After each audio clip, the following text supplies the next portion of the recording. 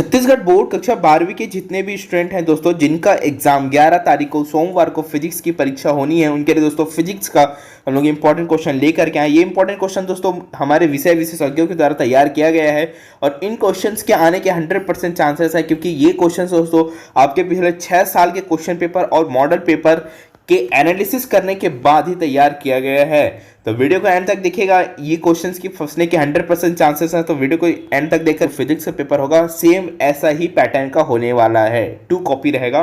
ठीक है, जैसे कि यहाँ पे सबसे पहले क्वेश्चन नंबर 1 देख पा रहे हैं कि फैराडे के विद्युत चुंबकीय प्रेरण के द्वितीय नियम को लिखना है। 1 नंबर का क्वेश्चन है।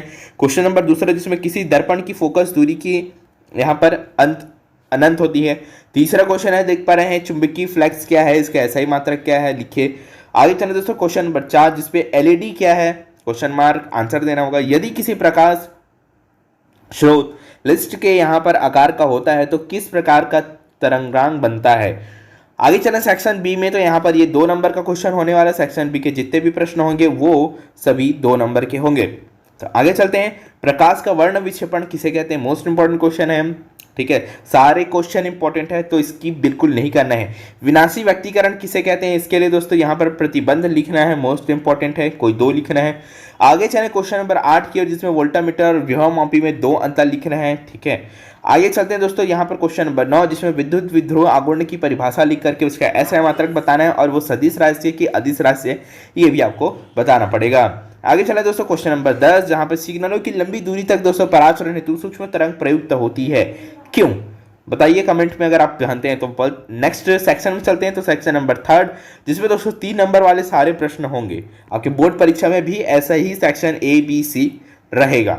ठीक है, फिजिक्स के पेपर में क्वेश्चन नंबर 11 जहां पर प्रकाश विद्युत प्रभाव जिसको बोलते हैं फोटो इलेक्ट्रिक इफेक्ट क्या है और प्रकाश विद्युत उत्सर्जन के कोई 2 नियम लिखना है जो आइंस्टाइन ने ही बताए थे। ठीक है, क्वेश्चन नंबर 12 जिसमें निम्न लॉजिक गेट का नाम लिखकर एवं बुलियन व्यंजक का सत्यात्मक सारणी भी बताना है। देखिए दोस्तों, लॉजिक गेट जो है लगभग 3 या 4 प्रकार से हो सकते हैं या उससे भी ज़्यादा भी बनाए जा सकते हैं, लेकिन यहाँ पे एक चीज़ आप लोग ध्यान दीजिएगा कि जो लॉजिक गेट है वो अलग अलग जितने भी लॉजिक गेट हैं उसमें से कोई भी लॉजिक गेट आ सकता है। तो सारे लॉजिक गेट को आपको पढ़ना है, बस ध्यान रखना उसका बुलियन व्यंजक याद करना है, नाम याद करना है, उसमें डायग्राम दिया रहेगा सत्यता सारणी। तो वो जो डायग्राम, जैसे कि फॉर एग्जांपल मैं स्क्रीनशॉट लगा दिया हूँ, आप लोग देख पा रहे होंगे, इस टाइप का डायग्राम आ सकता है। ठीक है, और कोई दूसरा भी आ सकता है। तो गेट जितने भी हैं, and gate, not gate, nand gate, है ना, एनएडीटी गेट, सारे गेट को आपको अच्छे से रटना पड़ेगा। ठीक है, क्वेश्चन नंबर 13 चलते हैं आगे। तो आइंस्टाइन के प्रकाश विद्युत समीकरण को प्रतिपादित कीजिए, मोस्ट इंपॉर्टेंट क्वेश्चन है। प्रकाश तंतु के प्रमुख भागों का नाम लिख करके वर्णन करना है, या प्रकाश तंतु क्या है या प्रकाश तंतु किसे कहते हैं, ऐसे भी टाइप्स के क्वेश्चन पूछे जाते हैं। तो मतलब तो एक ही है। ठीक है, जिसको ऑप्टिकल फाइबर कहते हैं, जो वाईफाई का वाला केबल जानते हैं जो गली गली में बीच रहे, वो यही है प्रकाश तंतु। ठीक है, ऑप्टिकल फाइबर। आगे चले क्वेश्चन नंबर 15 में, जहां पे देख पा रहे हैं कि स्टोन सेतु के सिद्धांत को समझाइए और किरचॉफ के नियम द्वारा इसके संतुलन के लिए आवश्यक प्रतिबंध स्थापित किया जाए, या स्टोन सेतु का फॉर्मूला आपको दे दिया जाता है जो प्रमेय है और उसको सिद्ध करने के लिए भी आता है, तो आपको ध्यान में रखना होगा। ठीक है, क्वेश्चन नंबर 16 जो कि आयाम मॉडुलन क्या है, इसके 2 लाभ लिखिए। ये हर साल आया दोस्तों, 2019 से 2023 तक के हर एक क्वेश्चन पेपर में ये आया हुआ है, तो फॉर श्योर इस बार भी आने की संभावना है। क्वेश्चन नंबर 17 जिसमें अर्थ समझाना है या परिभाषा लिखना है या उसका अर्थ बताना है, एक ही मतलब है। सबसे पहले देहली आवृत्ति किसे कहते हैं, दूसरा चुंबकीय द्विध्रुव किसे कहते हैं, अर्धआयुकाल किसे कहते हैं। ठीक है, ये 3 नंबर के क्वेश्चन है, तो एक एक लाइन अगर आप लिखेंगे, एक एक 2 लाइन, तो नंबर आपको मिल जाएगा। आगे चले, नाभिकीय विखंडन नाभिकीय संलयन में कोई 3 अंतर आपको लिखना है, मोस्ट इंपॉर्टेंट क्वेश्चन है। क्वेश्चन नंबर 19 डी ब्रॉगली का तरंग समीकरण ज्ञात करना है। ठीक है, ज्ञात कीजिए। इसके लिए दोस्तों डी ब्रॉगली इंपॉर्टेंट है, दूसरा रदरफोर्ड इंपॉर्टेंट है। ठीक है, तो ये 2 मोस्ट इंपॉर्टेंट है, रट लीजिएगा।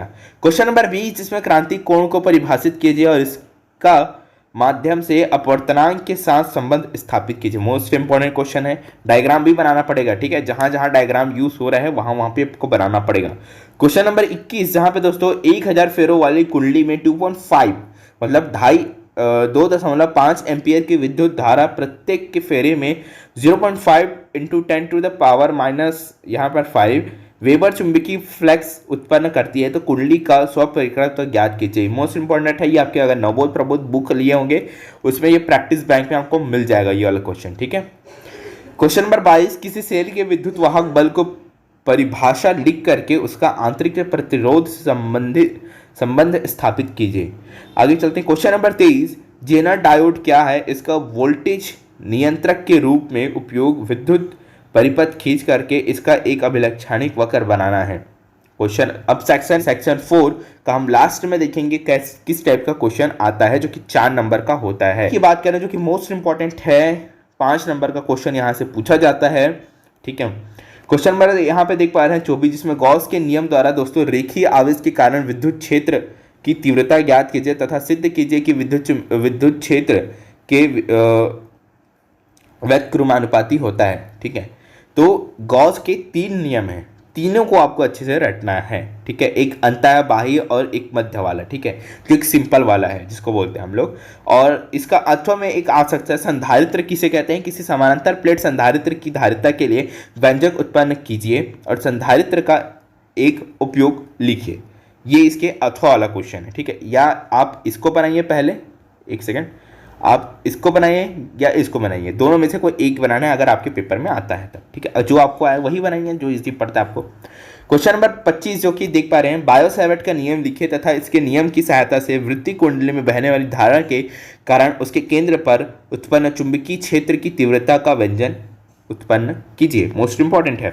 या सिंपल ऐसा भी पूछ सकता है कि बायो-सैवर्ट का नियम लिखिए और सिद्ध कीजिए, ऐसा भी पूछ सकता है, ठीक है। तो ये आपको ध्यान रखना है, थोड़ा सा क्वेश्चन घुमाता भी है, आपको समझना भी पड़ेगा, सब चीज़ आपको ध्यान में रखना पड़ेगा, ठीक है।